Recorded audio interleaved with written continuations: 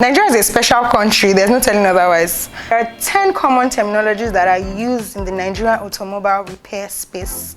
I mean, these words are supposed to be English words, but they will confuse you. These guys that repair cars, they've made up their own English words and have decided to stick with it no matter how many times you correct them. My name is Feyi and this is 234 Drive. Let's unravel these terminologies. 1. Forganizer. Some say fogger, but in the actual sense, what they want to say is vulcanizer. There's nothing like vulcanizer when it comes to pumping air into your tires or pasting fufu. What they're actually supposed to be called are tire technicians. Vulcanization is a chemical reaction that occurs when a tire is made from rubber and sulfur. So how that word came into Nigeria, I do not understand, because these guys do not vulcanize. But good luck convincing Uncle Latif in green lab coats that he's not a vulcanizer. 2. Turtle. Turtles are one of the slowest animals in the world that live underwater. But somehow, this is what your mechanic calls the one and only pedal that makes your car go fast. Very contradictory, right? Throttle, not turtle. Throttle is your gas pedal. It's what makes your car drive forward when it's in a driving gear. Next time you hear turtle, just know that that's what they are talking about. 3. Meko. Have you called your Meko today? Meko is a short form and a slang for the word mechanic. Yeah, that guy that repairs your cars, the one in the streets.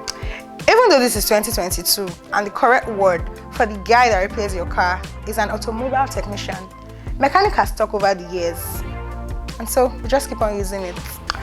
Meko's origin is actually from the Yoruba land. You know, it's like using Yoruba accent to pronounce mechanic. I know the Yoruba people, they will shorten any name, who are you? Your name is Sunday, they'll say Sonny. Your name is Sulaimon, one is Sule. 4.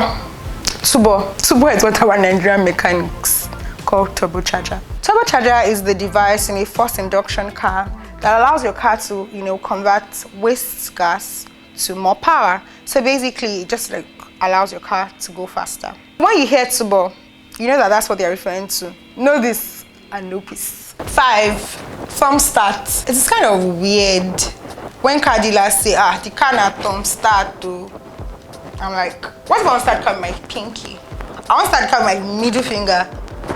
Is this still thumb start? The correct thing to say is push to start. It's called push to start. After all, yeah, pushing it to start it. 6. Indomie. The first time my mechanic told my mom that she needs to change the Indomie under her car, I was like, I don't understand. Indomie.